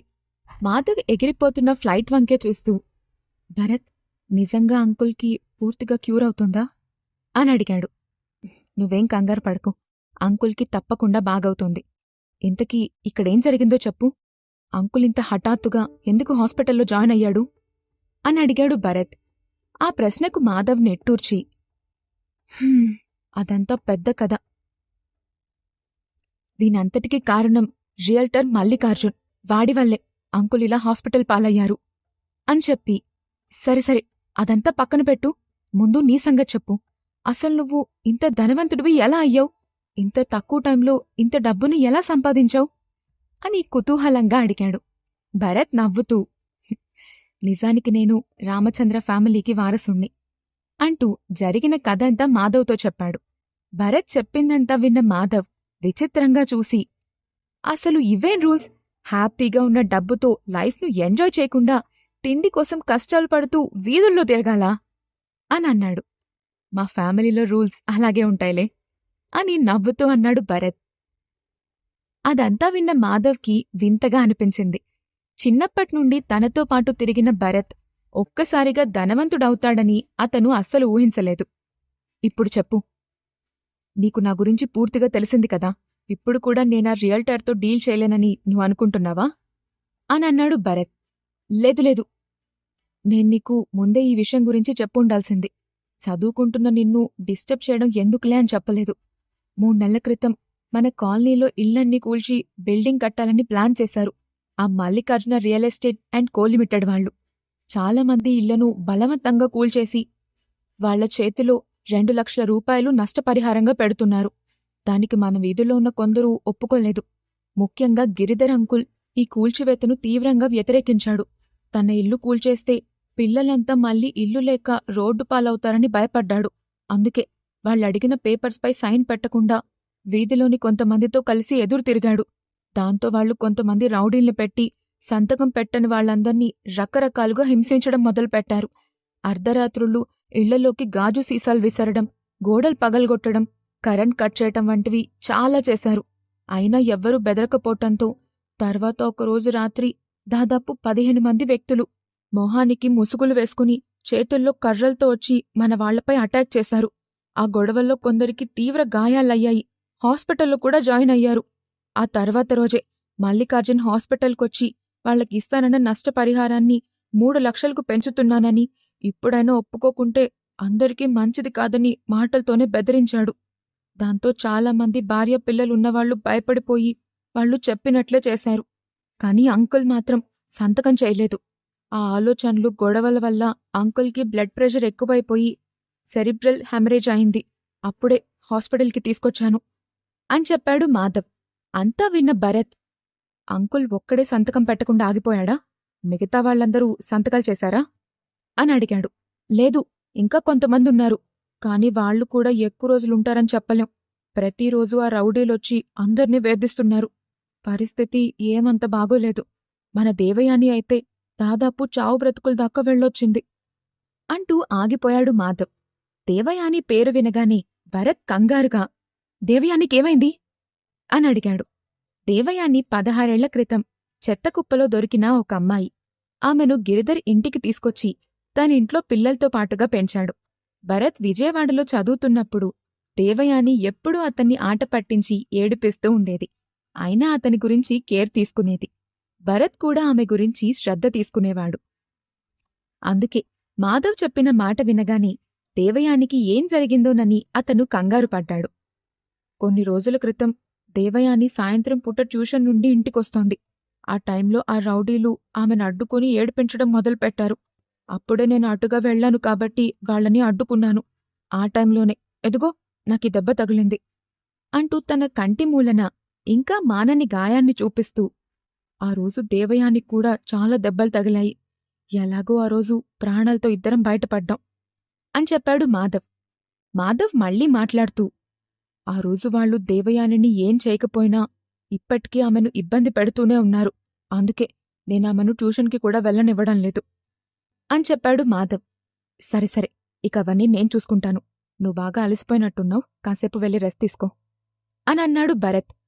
పర్వాలేదు, నేను బాగానే ఉన్నాను అని మాధవ్ చెప్పటంతో, అయితే పద, మనం ఇంటి దగ్గరికెళ్దాం అంటూ మాధవ్ని తీసుకుని కొన్నేళ్ల క్రితం తాను పెరిగిన కాలనీలోకి వెళ్లాడు భరత్. వాళ్ల వెనకే యుక్త కూడా ఉంది. కార్లో నుండి బయటకు చూస్తున్న అతనికి అక్కడక్కడ సగం కూలిన ఇల్లు శిథిరాలు కనిపిస్తున్నాయి. పరిస్థితి పూర్తిగా మారిపోయినట్లుగా అర్థమైంది. అదంతా చూసి భరత్కి మనసంతా బాధగా అనిపించింది. గిరిధర్ ఇంటి ఎదురుగా కార్ ఆగగానే ఆ ఇంట్లో నుండి ఒక చిన్నపిల్లాడు పరిగెత్తుకుంటూ బయటకొచ్చి, రేయ్, మనింటి కారొచ్చింది అంటూ ఆనందంగా అరిచాడు. దాంతో లోపల ఉన్న మరో 4-5 చిన్నపిల్లలు కూడా బయటకు పరిగెత్తుకుంటూ వచ్చారు. వాళ్ల వెనుకే, ఏయ్, అలా వెళ్ళకూడదు, ఆగండి అంటూ దేవయాని కూడా పరిగెత్తుకుంటూ బయటకొచ్చింది. అక్కడున్న లగ్జరీ కార్లను చూడగానే మళ్లీ రియల్ ఎస్టేట్ వాళ్లు అక్కడికొచ్చారని భయపడిన ఆమె వెంటనే పిల్లల్ని లాక్కుని లోపలికెళ్లి హడావిడిగా డోర్ వేసేసుకుంది. ఆమెను ఆపడం కోసం వెంటనే కార్ దిగారు భరత్, మాధవ్లు. కాని దేవయాని అప్పటికే లోపలికి వెళ్ళిపోయింది. ఆ సంఘటన చూడగానే ఆమె ఎంత భయంలో బ్రతుకుతుందో అర్థం చేసుకున్నాడు భరత్. ఇద్దరూ గుమ్మం ముందుకు వెళ్లి ఆ ఇంటి డోర్ తట్టారు. లోపల్నుండి దేవయాని పెద్దగా, మీరు మా ఇంటిని కూల్చలేరు, ఎట్టి పరిస్థితుల్లోనూ మా ఇంటిని అమ్మడం కుదరదు అని గట్టిగా అరిచింది. దాంతో భరత్ నెమ్మదిగా డోర్పై తడుతూ, దేవయాని, నేను భరత్ని అని అన్నాడు. ఆ వెనుకే మాధవ్ కూడా, అవును దేవయాని, భరత్ వచ్చాడు, డోర్ తెరు అని పిలవడంతో మాధవ్ గొంతు విన్న దేవయాని వెంటనే డోర్ తెరిచింది.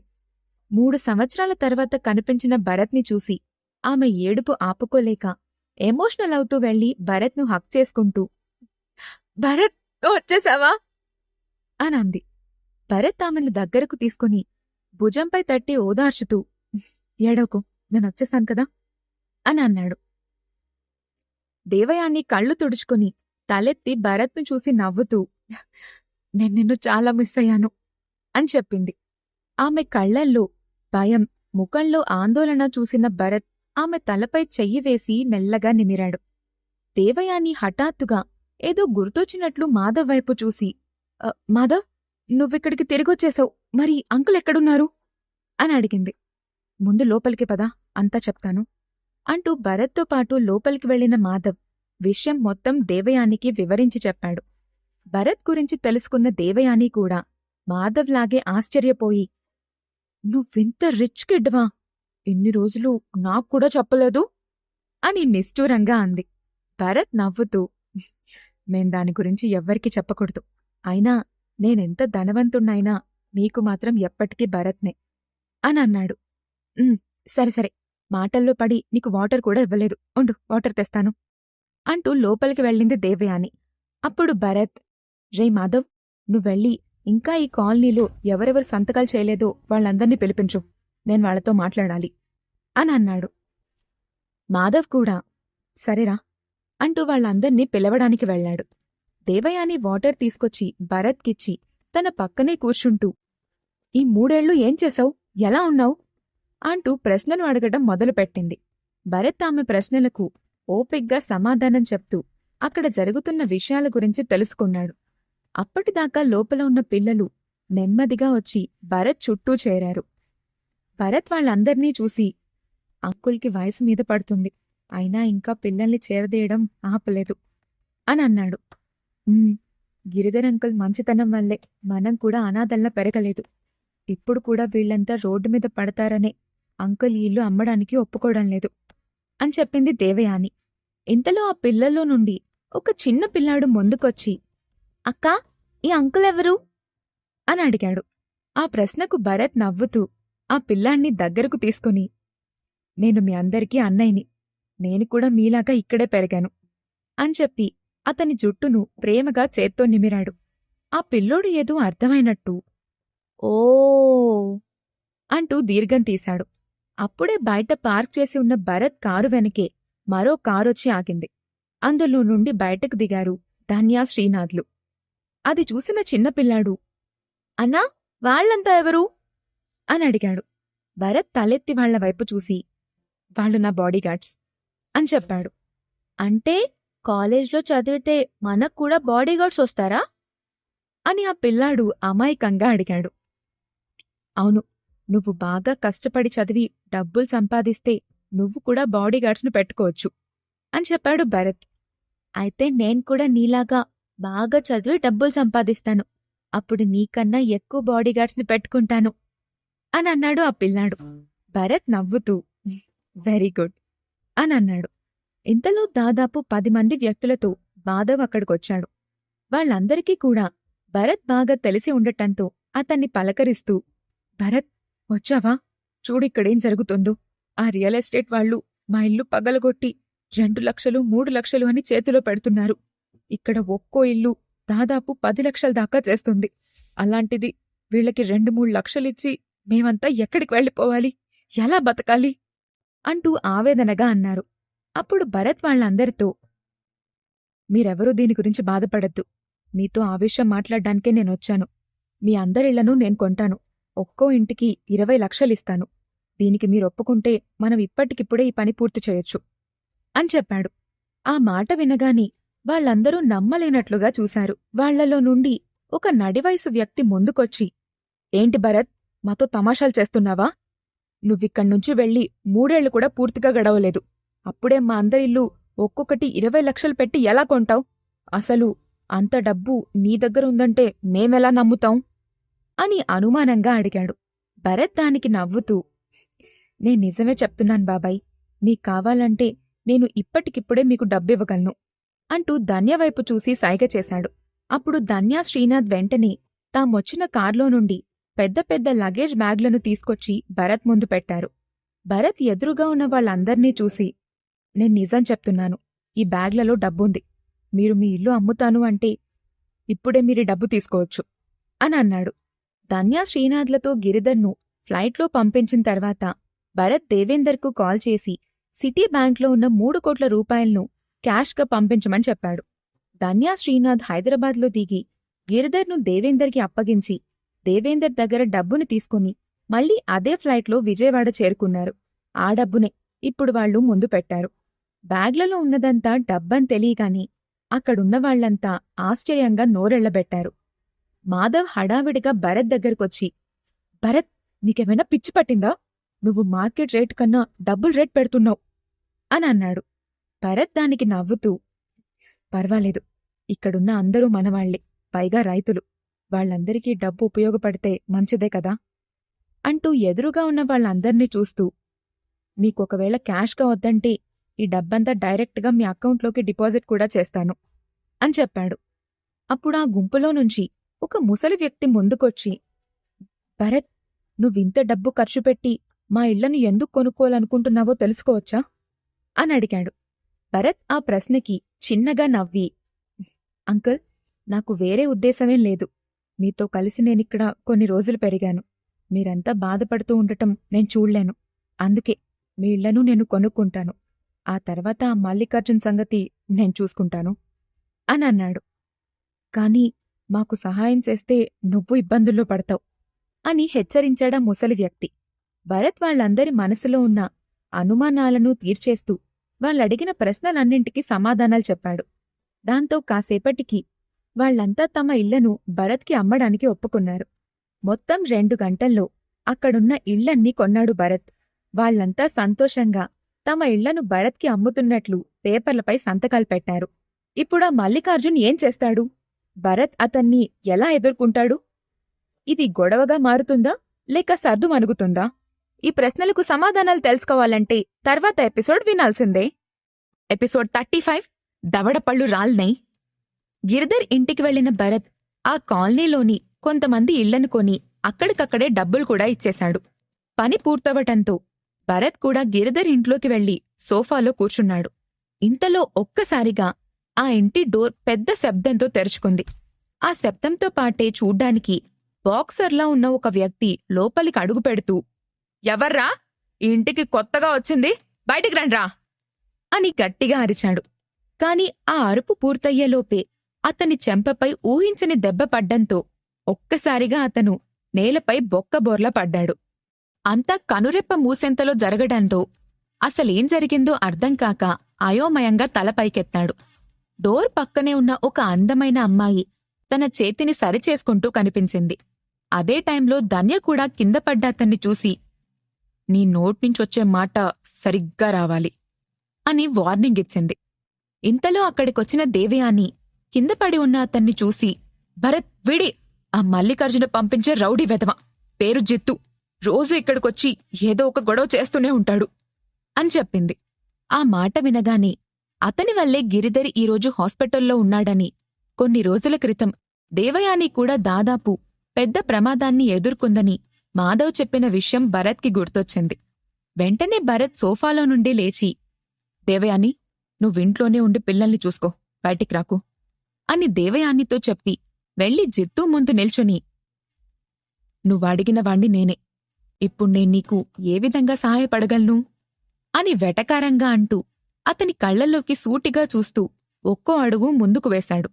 భరత్ వెనుకే ధన్య అండ్ టీం కూడా వచ్చి నిల్చోడంతో వాళ్లందరినీ చూసి తడబడిన జిత్తు పైకి లేచి ఒక్కో అడుగు వెనక్కి వేశాడు.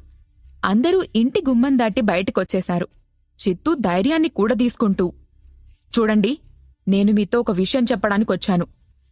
ఈ ఇంటిని మా బాస్కి అమ్ముతున్నట్టుగా వీలైనంత త్వరగా అగ్రిమెంట్పై సంతకం చేయడం మంచిది, లేదంటే రాత్రికి రాత్రి ఈ ఇల్లు కూలిపోతుంది అని బెదిరించాడు.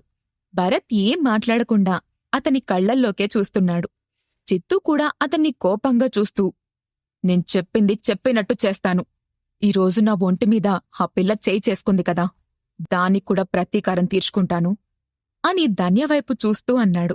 భరత్ నవ్వుతూ, కరెక్టే, లెక్కకి లెక్క ఉండాల్సిందే.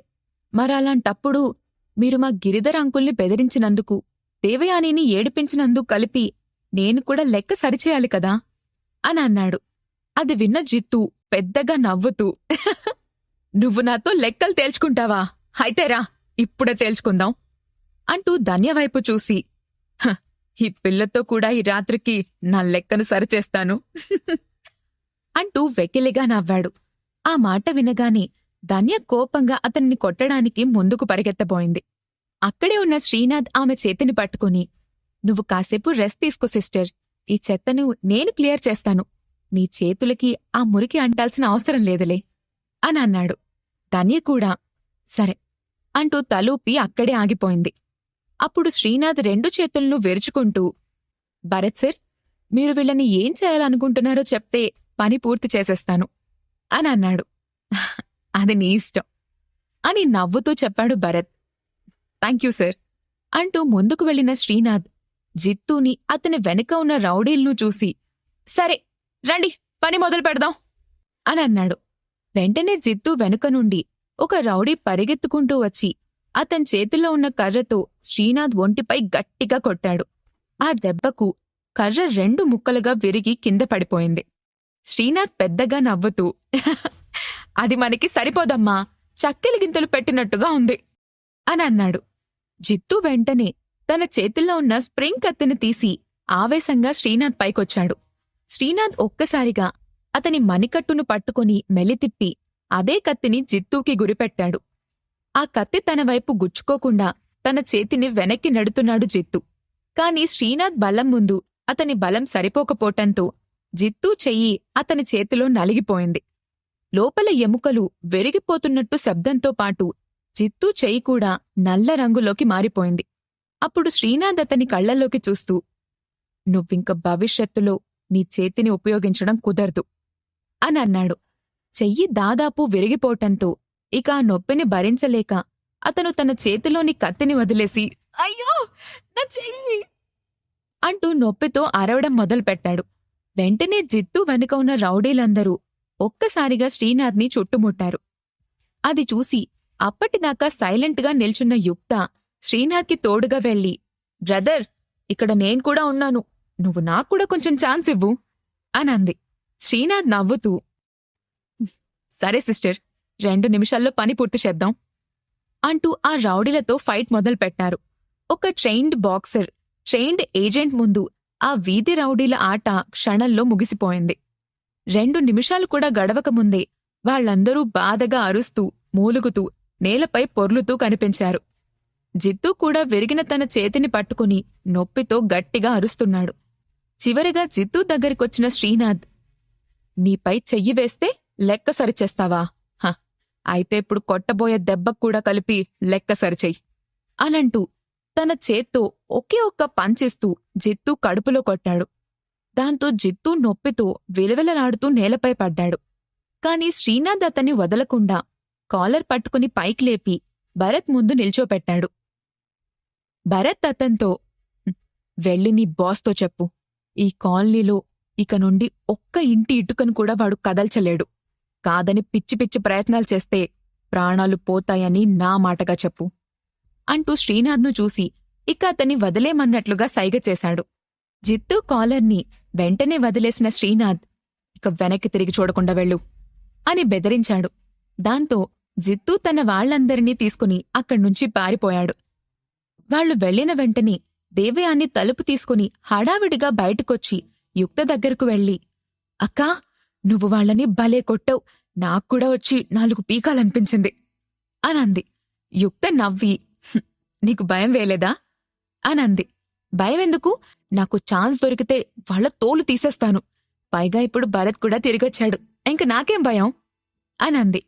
ఆ మాట విని భరత్ నవ్వి, అవునవును, నీ ధైర్యం గురించి నాకు బాగా తెలుసు. కనీసం పిల్లల్ని కూడా భయపెట్టలేవు అని అన్నాడు. ఇంతలో లోపల నుండి వచ్చిన మాధవ్ గబగబా శ్రీనాథ్ దగ్గరకు వెళ్లి అతని కండల్ని పట్టుకుంటూ, బ్రదర్, నువ్వు దీన్ని ఎలా నేర్చుకున్నావు? నాక్కూడా నేర్పిస్తావా అని అడిగాడు. మాధవ్కు చిన్నప్పట్నుండి చదువు సరిగ్గా అర్థమయ్యేది కాదు. కాని అతనికి మార్షల్ ఆర్ట్స్, బాక్సింగ్, ఫైటింగ్ లాంటి ఆర్ట్స్ అంటే ఎక్కువిష్టం. అందుకే శ్రీనాథ్ చేసిన ఫైటింగ్ చూడగానే అతను బాగా ఎగ్జైట్ అయ్యాడు. మాధవ్ను పైనుంచి కింద వరకు చూసిన శ్రీనాథ్, నువ్వు ఇంకొంచెం పెద్దవాడివైతే ఇవన్నీ చెయ్యొచ్చు, ఇప్పుడు కాదులే అని నవ్వాడు. దాంతో మాధవ్ నిరాశగా అంటూ తలూపాడు. ఇంకందరూ డిన్నర్ చేద్దురుగాని లోపలికి రండి అనంది దేవయాని.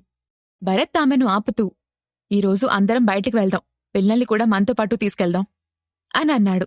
ఆ మాట వినగానే అప్పటిదాకా ఇంటి లోపల నుండి తొంగి చూస్తున్న పిల్లలందరూ ఒక్కసారిగా బయటికొచ్చేసి, అన్నా, నిజంగా మమ్మల్ని బయటికి తీసుకెళ్తావా అని అడిగారు. తీసుకెళ్తాను, అక్కడ మీకు ఏది కావాలంటే అది తినొచ్చు, సరేనా అని నవ్వుతూ అన్నాడు భరత్. ఆ మాట వినగానే పిల్లల మొహం ఆనందంతో వెలిగిపోయింది.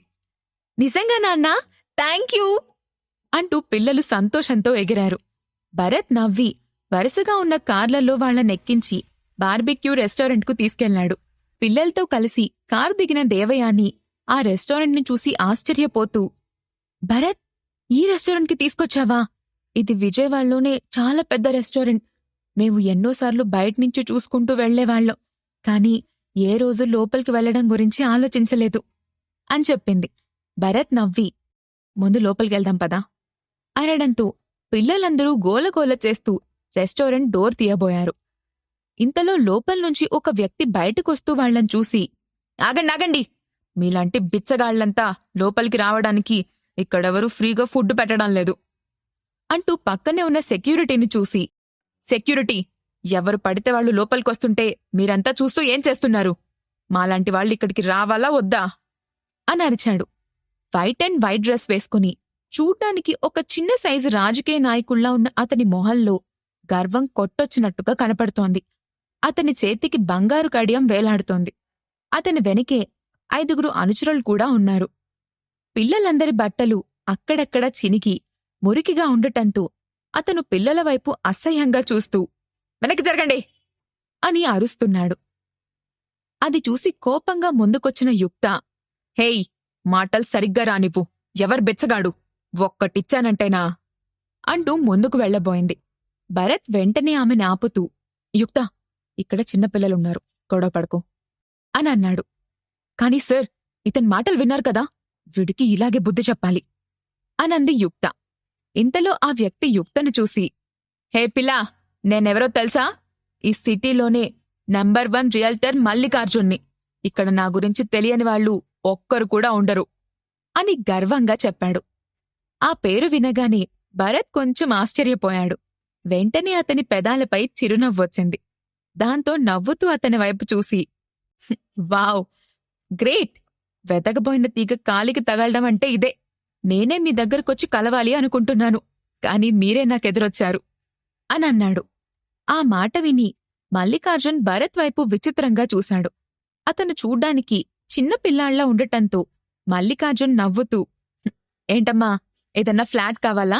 నన్నెందుకు కలవాలనుకుంటున్నావు అని అడిగాడు. మీరు ఓల్డ్ స్ట్రీట్లోని ఇళ్లన్నీ కూల్చేసి ఒక్కో ఇంటికి 2 లక్షల నష్టపరిహారం ఇచ్చారు కదా, ఆ విషయం గురించి మాట్లాడ్డానికి అని చెప్పాడు భరత్. ఆ మాట వినగానే మల్లికార్జున్ మొహం చిరాగ్గా మారిపోయింది. దానికి నీకేంటి సంబంధం అని అడిగాడు. భరత్ డైరెక్ట్గా పాయింట్కొస్తూ, నువ్వక్కడ నీ బిల్డింగ్ కట్టాలనే ఆలోచనని వదిలేస్తే మంచిది, లేదంటే చాలా బాధపడతావు అని అన్నాడు. ఆ మాట వినగానే మల్లికార్జున్ పెద్దగా నవ్వుతూ, ఈ విజయవాడలో నన్నాపేదెవడ్రా? నేను కావాలనుకున్న భూమి నాకు దక్కాల్సిందే. ఇంతకీ ఇదంతా చెప్పడానికి నువ్వెవరు అని అన్నాడు మల్లికార్జున్. ఆ మాట వినగానే యుక్త దూకుడుగా ముందుకొస్తూ, మా బాస్ను ఎవరంటావా అనంది. వెంటనే మల్లికార్జున్ వెనక ఉన్న అతని అనుచరులు అలర్ట్ అవుతూ కోపంగా యుక్తపైకి రాబోయారు. కాని అందరికన్నా ముందే రియాక్ట్ అయిన శ్రీనాథ్ వాళ్లని ఆమెకు అడుగు దూరంలోనే వెనక్కి నెట్టేశాడు. దాంతో అందరూ ఒకరిపై ఒకరు కింద పడిపోయారు. శ్రీనాథ్ నుండి ఆ మూవ్ ఊహించకపోవటంతో యుక్త అతని వైపు చూసి, నాకు హ్యాండిల్ చేసుకోవడం వచ్చు కదా అని కొంచెం సీరియస్గా అంది. చేతులు దురద పెడుతున్నాయి, నేనేం చేయను అంటూ నవ్వాడు శ్రీనాథ్. తన అనుచరులు అందరూ శ్రీనాథ్ దెబ్బకి కింద పడిపోవటంతో మల్లికార్జున వాళ్ల వైపు కోపంగా చూసి, రోజూ ప్యాకెట్లు బిర్యానీలు తింటున్నారు కదరా, ఒక్క దెబ్బకి కింద పడి చచ్చారు అంటూ విసుక్కున్నాడు. దాంతో యుక్త నవ్వి మల్లికార్జున్ వైపు సూటిగా చూస్తూ ఒక్కో అడుగు ముందుకు వేస్తుంది. ఆమె తన దగ్గరికే వస్తూ ఉండటంతో మల్లికార్జున్ తడబడుతూ, ఏ అమ్మాయి, ముందు నేనెవరో తెలుసుకో, నాపై చెయ్యేశావంటే ఇక్కడ్నుంచి బయటికెళ్లలేవు అని అరిచాడు. కాని యుక్త అప్పటికే తన పిడికిలి బిగించి మల్లికార్జున్ దవడపై బలంగా కొట్టింది. ఆ దెబ్బకి అతని దవడపళ్ళు రాలి అతని చేతిలోనే పడ్డాయి.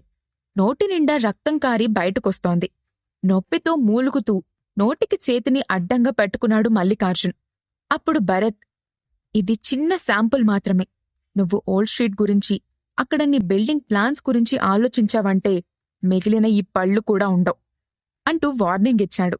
కారుతున్న రక్తాన్ని చేత్తో తుడుచుకుంటూ మల్లికార్జున్ తన అనుచరులతో సహా అక్కడ్నుంచి వెళ్ళిపోయాడు.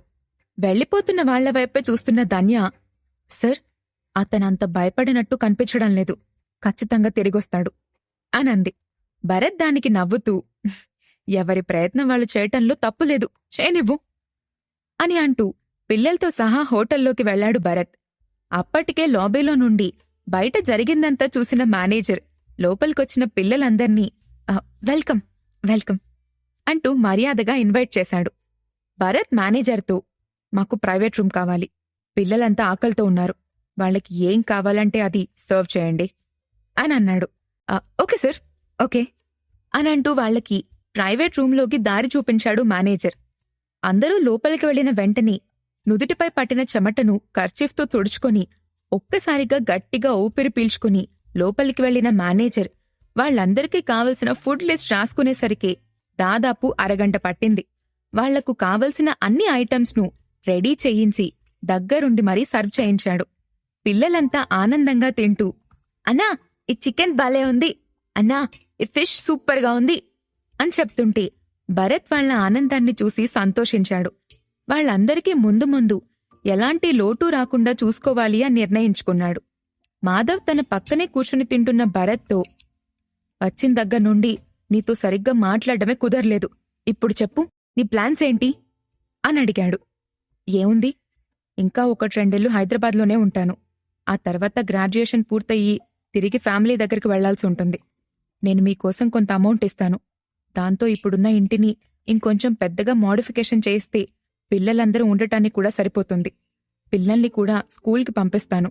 ఆ తర్వాత కష్టపడి ఎవరి బ్రతుకులు వాళ్ళు బ్రతుకుతారు అని అన్నాడు. అది వినగానే దేవయాని నిరాశగా, భరత్, నువ్వు మళ్ళీ వెళ్ళిపోతావా అని అడిగింది. భరత్ నవ్వుతూ ఆమె తలపై చెయ్యి వేసి, ఇప్పుడే కాదు, ఇంకా నా చదువు కంప్లీట్ అవ్వాలి అని అన్నాడు. అయితే సరే, నేను కూడా ఇక్కడ ఇంటర్ అయిపోగానే అక్కడికొచ్చి నీ కాలేజ్లోనే జాయిన్ అవుతాను. అప్పుడు నేను కూడా నీతో పాటే ఉండొచ్చు అనంది దేవయాని. ఆ మాట విని ఏం మాట్లాడకుండా నవ్వి ఊరుకున్నాడు భరత్. పరిస్థితులు ఈ రోజున్నట్లు రేపుండవని భరత్కి బాగా తెలుసు. అందుకే ఆమెకు ఏ సమాధానం చెప్పలేకపోయాడు. విజయవాడలోని సీబార్ డెంటల్ హాస్పిటల్. విరిగిన తన పళ్లకు ట్రీట్మెంట్ చేయించుకుంటూ నొప్పితో మూలుగుతూ ఉన్నాడు మల్లికార్జున్. సర్, ఇక మీరు ఆర్టిఫిషియల్ టీత్ను పెట్టించుకోవాల్సిందే. దానికోసం ఇంప్రెషన్స్ తీసుకుంటున్నాను. మరో వారంలో వాటిని మీకు సెట్ చేస్తాను అని చెప్పాడు డాక్టర్. అది విన్న మల్లికార్జున్ కోపంగా, ఒక ఆడది నా పళ్ళు రాలగొట్టింది. ఇప్పుడు దానివల్ల నేను కట్టుడు పళ్ళు పెట్టుకోవాల్సొస్తుంది. తన్ను వదిలిపెట్టను అని అనుకుంటూ వెంటనే ఫోన్ తీసి జిత్తూకి కాల్ చేశాడు. ఇప్పుడు మల్లికార్జున్ ఏం చేయబోతున్నాడు? ఓల్డ్ స్ట్రీట్లో ఉన్న వాళ్ల పరిస్థితి ఏం కాబోతుంది? మాధవ్ గురించి భరత్ ఎలాంటి నిర్ణయం తీసుకోబోతున్నాడు? ఈ ప్రశ్నలకు సమాధానం తెలుసుకోవాలంటే తర్వాత ఎపిసోడ్ వినాల్సిందే.